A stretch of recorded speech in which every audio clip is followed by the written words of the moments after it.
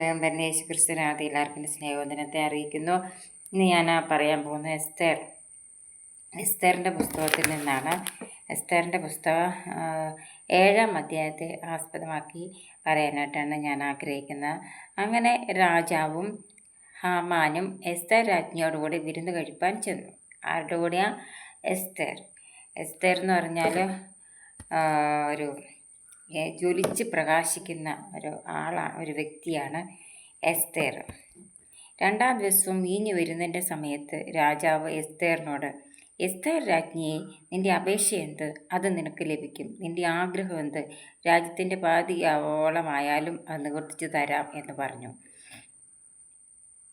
അതിന് എസ്തേർ രാജ്ഞി, രാജാവേ, എന്നോട് കൃപയുണ്ടെങ്കിൽ, രാജാവിന് തിരുവുള്ളമുണ്ടാകുമെങ്കിൽ എൻ്റെ അപേക്ഷ കേട്ട് എൻ്റെ ജീവനെ എൻ്റെ ആഗ്രഹം ഓർത്ത് എൻ്റെ ജനത്തെയും എനിക്ക് നൽകണമേ.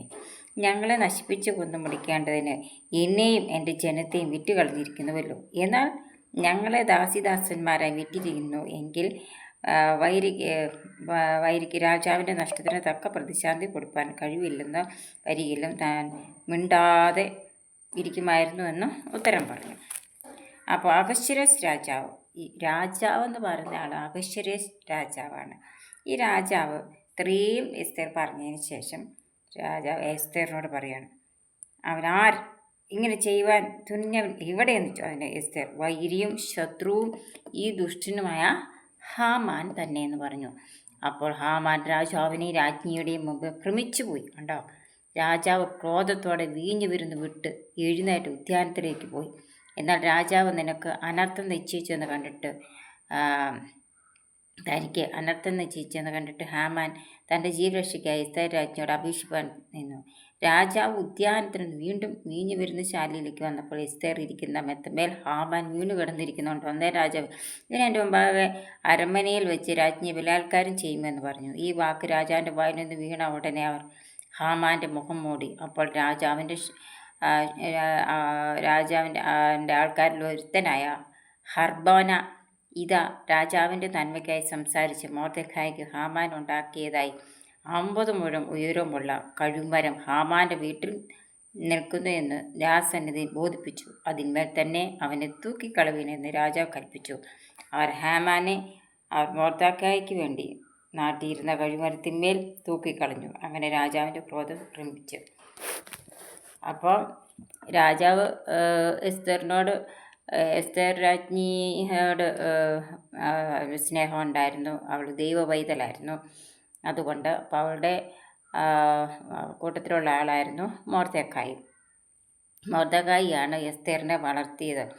അപ്പം മൊർദെഖായിയെ കഴുമരത്തിന് വേണ്ടിയിട്ടായിരുന്നു കഴുമരം ഹാമാൻ ഉണ്ടാക്കിയിരുന്നത്. അതിന്മേൽ തന്നെ ഹാമാൻ മരണമടയുകയാണ് ചെയ്തത്. എല്ലാവരും ആയിരിക്കുന്നിടത്ത് കർത്താവ് പരിപാലിക്കട്ടെ, ജയത്തോടെ നടത്തട്ടെ. നമ്മളെപ്പോഴും ജ്വലിച്ച് പ്രകാശിക്കുന്നവരായിത്തീരും. അപ്പോൾ നമ്മുടെ കൂടെ ആരുണ്ട്? നമ്മുടെ കൂടെ ദൈവമുണ്ട്. ഈ ദൈവത്തിൽ ആശ്രയിച്ച് നമുക്ക് ഓരോരുത്തർക്കും യാത്ര ചെയ്യാം.